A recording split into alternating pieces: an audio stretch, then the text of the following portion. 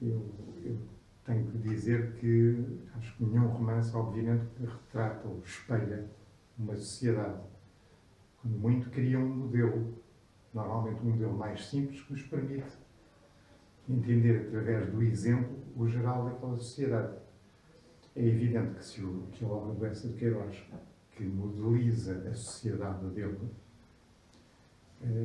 continua, digamos assim, tão atual, continua a servir-nos a nós próprios de modelo.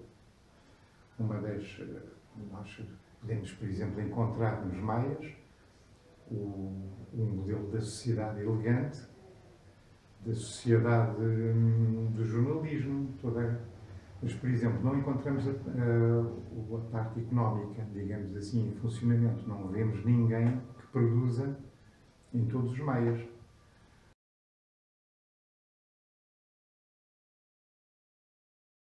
Encontramos, por exemplo, essa parte dos negócios, por exemplo, da cidade e das terras, onde há uma proposta de financiamento, não sei se lembram disso, há um Visconde qualquer que propõe ao Jacinto que financie a procura de uma mina, creio que de safiras. E o Jacinto, espantado com aquele investimento, pergunta: mas ao menos há safiras? E a resposta do investidor, do financeiro, é: claro que há, havendo dinheiro, há sempre safiras. Daí é que nós vemos a economia, e muito parecido com o nosso tempo, não é? A nossa economia, no fundo, também é assim. Se houver dinheiro, há tudo. E portanto, claro que o Eça de Queiroz criou modelos que nos servem perfeitamente. Eu estou convencido que sim. Estou convencido que sim. Vocês reparem que, por toda a obra do Eça, há uma constante referência aos filósofos. Por exemplo, o Frederico Mendes considerava que a vida de um homem tinha que ser tão serena como por exemplo, como o próprio Kant seria exemplo. E ele sobe várias vezes, quando está em Lisboa, pelo menos, não é?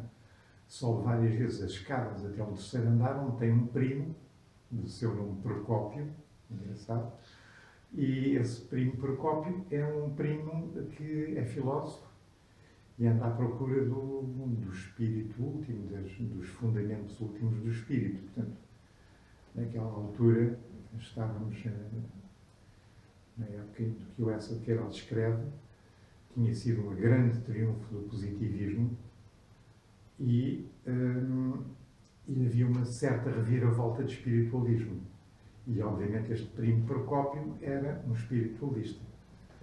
Aliás, o próprio Eça se revolta um bocadinho contra o positivismo. O positivismo, se vocês repararem, tem imenso a ver com a primeira fase do Eça, que é uma fase naturalista, como é normalmente classificada, e esse naturalismo é de inspiração positivista. É, digamos assim, quase que a transposição para o romance de uma ciência social, a sociologia, como depois se veio a construir. Obviamente, o Eça esgotou essa sua primeira fase nos romances O Primo Basílio e O Crime do Padre Amaro, e depois, se repararem, há um hiato. O Eça, enquanto escreve os Maias, escreve também, e os Maias demoram para aí 10 anos a escrever, e enquanto ele escreve então os Maias, ele publica o Mandarim, se vocês bem se lembram, e escreve a Relíquia. E em ambos podem ser vistos como uma fábula moral. Ou seja, o Eça passou do positivismo também para ele por uma procura espiritual. E aqui espiritual, obviamente, não vamos pensar em termos religiosos. Não é que ele seja um ateu propriamente dito, mas nunca fez afirmações de caráter religioso. Agora, o que não há dúvida nenhuma é que há nele uma procura de espiritualidade e que essa espiritualidade para ele se encontra no seu próprio interior. Nesse sentido, nós podemos encarar a Cidade das Serras como um afastamento da sociedade e um regresso a si próprio. Portanto, um afastamento de Paris em direção a Tormes, onde o Jacinto se encontra a si próprio.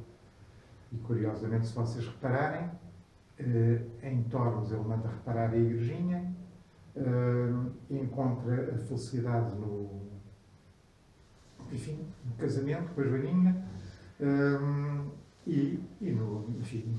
numa alegre agricultura que ele faz ali, provavelmente sem grande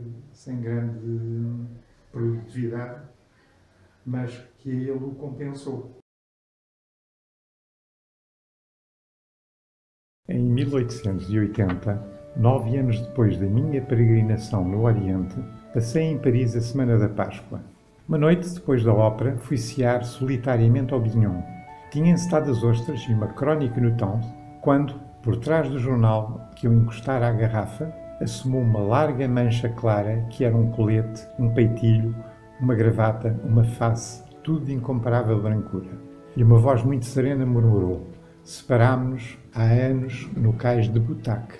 Ergui-me com um grito, Fradique com um sorriso, e o maître d'hôtel recuou assombrado diante da meridional e ruidosa efusão do meu abraço.